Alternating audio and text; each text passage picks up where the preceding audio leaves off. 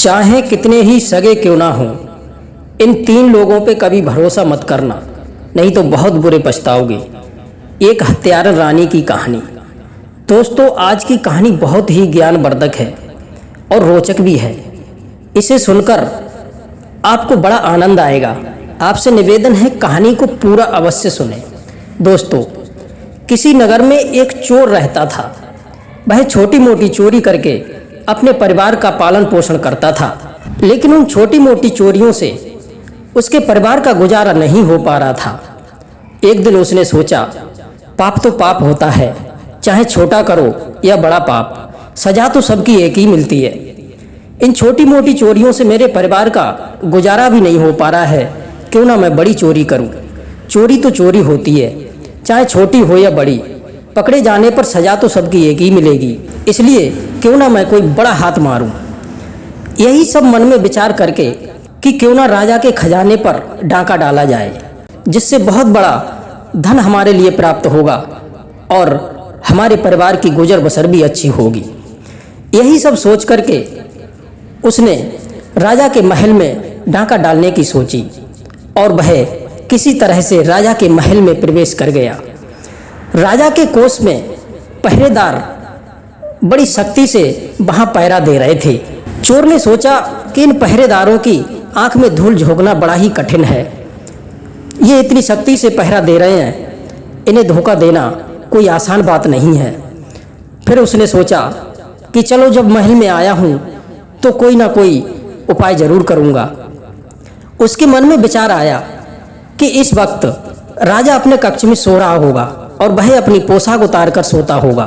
क्यों ना मैं राजा की पोशाक पहन करके और इस राजकोष में चला जाऊं, जिससे पहरेदार भी मुझ पर शक नहीं करेंगे, मुझे राजा समझकर मुझसे कुछ नहीं कहेंगे और मैं सारा माल लूट ले जाऊंगा। यही सोच करके वह राजा के कक्ष में पहुंचा। जब उसने पर्दे की ओर से देखा तो अंदर का नजारा देख करके वह चौंक सा गया। राजा अपने पलंग पर गहरी निद्रा में सो रहा है और रानी नग्न अवस्था में पलंग पर बैठी हुई जाग रही है। जब उसने सोचा कि रानी अभी तक जाग रही है तो वह चोर रानी के सोने का इंतजार करने लगा। उसने सोचा, रानी सो जाएगी तब मैं राजा की पोशाक लेकर के जाऊंगा। फिर उसने कुछ देर बाद पर्दा हटा करके देखा तो रानी अब भी जाग रही है, लेकिन उसकी हड़बड़ाहट से एक रखा गुलदस्ता में उसका हाथ लग गया, जिससे वह गिर गया और उस गुलदस्ते की आवाज सुनकर रानी की नजर उस चोर पर पड़ गई। चोर को भागने का मौका भी नहीं मिल पाया। तब तक रानी ने तलवार उठाकर और उस चोर के सामने आ गई और रानी ने चोर को पकड़ लिया। जब रानी ने सख्ती के साथ में उससे पूछा तो चोर ने बताया कि मैं एक छोटा मोटा चोर हूँ और मैं छोटी मोटी चोरी करके अपने परिवार का पालन पोषण करता हूँ, लेकिन उन चोरियों से मेरे परिवार का पालन पोषण नहीं हो पा रहा था। तो मैंने सोचा क्यों ना मैं राजा के राजकोष में कोई डाका डालूं। यही सब विचार करके मैं महल में आया हूँ। रानी साहिबा, आप मुझे क्षमा कर दीजिए, मैं अब दोबारा कभी लौट करके आपके महल की तरफ नहीं देखूंगा। और वह रानी के पैरों में गिर गया। रानी कहने लगी, ठीक है, मैं तुम्हें एक शर्त पर छोड़ सकती हूँ। रानी की बिना शर्त जाने उस चोर ने हाँ कर दी कि बताइए रानी साहिबा, आपकी क्या शर्त है? मैं आपकी शर्त पूरी करने के लिए तैयार हूँ। जब रानी ने कहा कि ठीक है, मैं तुम्हें इस शर्त पर छोड़ सकती हूँ कि या तो तुम मेरे साथ में संभोग करो, अन्यथा तुम मरने के लिए तैयार हो जाओ। रानी की शर्त सुनकर के चोर एकदम से चौंक गया और उसके हाथ पैर कांपने लगे। कहने लगा, रानी साहिबा, ये आप क्या कह रही हैं? मैं एक चोर और आप कहाँ इतने बड़े राज्य की महारानी, भला मैं आपके साथ में ये कैसे कर सकता हूँ? रानी कहने लगी, यदि नहीं करोगे तो मैं तुम्हें अभी इसी वक्त मौत के घाट उतार दूंगी। रानी की शर्त सुनकर चोर बड़े दुविधा में पड़ गया। सोचने लगा, यदि मैं रानी के साथ में समागम नहीं करूंगा तो भी मारा जाऊंगा, और यदि मैं रानी के साथ में समागम करूंगा तो भी मारा जाऊंगा। अब तो चोर बड़ी ही दुविधा में पड़ गया है। वह सोचने लगा, क्या करूं? रानी की शर्त नहीं मानता हूं तो भी मारा जाऊंगा और मानता हूं तब भी मारा जाऊंगा। बस यही सोचकर उसने रानी से कहा, रानी साहिबा, मुझे आपकी शर्त मंजूर है, लेकिन मुझे 2 मिनट का वक्त दे दीजिए। मुझे लघु शंका लग रही है, मैं लघु शंका करके अभी आता हूँ, तब मैं आपके साथ में समागम करूँगा। रानी साहिबा ने गुसल खाने की रास्ता तलवार से इशारा करते हुए बता दी और रानी वहीं ठहर करके उस चोर का इंतजार करने लगी। चोर गुसल खाने की ओर गया और मौका पाकर वह वहाँ से भाग निकला और दरवाजे पर पहुँचा। तब एक चौकीदार ने उस चोर को वहाँ पकड़ लिया। जब चोर ने बहुत सख्ती के साथ में चोर से पूछा कि तू यहाँ किस लिए आया है, तब उसने सारी कहानी बता दी कि मैं ऐसे ऐसे आया और मुझे रानी ने भी पकड़ लिया। रानी की ये शर्त है कि मैं उनके साथ में समागम करूं तो वो मुझे छोड़ देगी, अन्यथा वो मुझे जान से मार देगी। इस तरह से चोर के मुंह से वो चौकीदार सुनकर उस चोर से कहने लगा कि तो तू एक काम कर, मैं तुझे एक शर्त पर छोड़ सकता हूँ। तू फिर से लौटकर रानी के पास जा और रानी से कहना कि रानी साहिबा, या तो तुम अपने हाथों से राजा को मार दो, यदि तुम राजा को मार दोगी तभी मैं तुम्हारे साथ में समागम करूंगा, अन्यथा मैं नहीं करूंगा।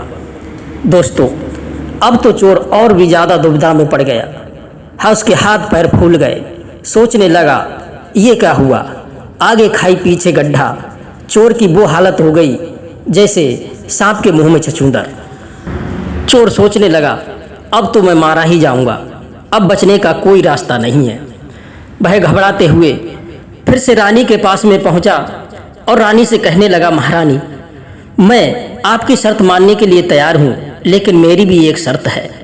आप राजा को इसी वक्त अपने हाथों से मार दो या फिर मुझे मारने की आज्ञा दो, क्योंकि अगर ऐसा करते हुए हम दोनों को राजा ने पकड़ लिया तो राजा हम दोनों को जान से मरवा देंगे। इसलिए आप राजा को अपने हाथों से मार दो, तब मैं आपके साथ में समागम करने के लिए तैयार हूँ। रानी कहने लगी, ये कितनी बड़ी बात है, मैं राजा को अभी मारे देती हूँ। रानी ने अपने हाथों में तलवार ली और राजा का सर कलम कर दिया। जब रानी ने खून को देखा तो रानी के मुंह से चीख निकल गई और वह बेहोश होकर के जमीन पर गिर पड़ी। इतना मौका पाते ही चोर वहां से 9-2-11 हो गया। चोर तो अपनी जान बचा करके भाग गया। उधर रानी की चीख सुनकर के सारे पहरेदार और सभी दरबारी वहां एकत्रित हो गए और सोचने लगे कि राजा को भला उनके कक्ष में कौन मार सकता है। दोस्तों, ये बात केवल वो पहरेदार जानता था कि या तो राजा को रानी ने मारा है या फिर उस चोर ने मारा है, लेकिन उसने ये बात किसी से कही नहीं।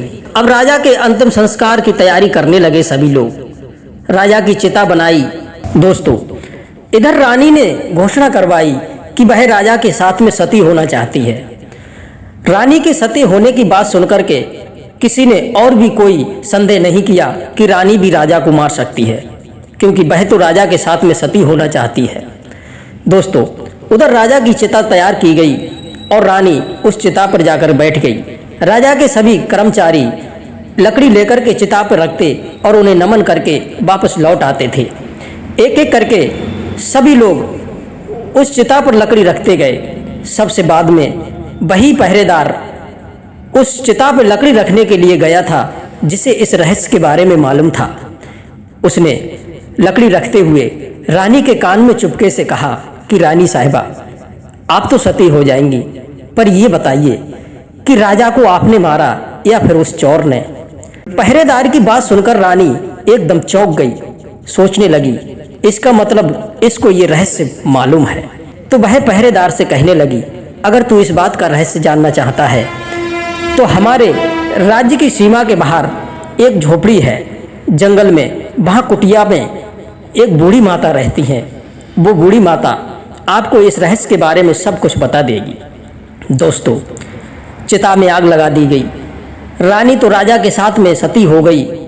यहीं पर कहते हैं कि खसम मार के सती हुई। दोस्तों, वो पहरेदार सभी कर्मचारी महल वापस लौट आए, लेकिन वो पहरेदार इस रहस्य के बारे में जानना चाहता था और वह अगले दिन जंगल की ओर निकल गया।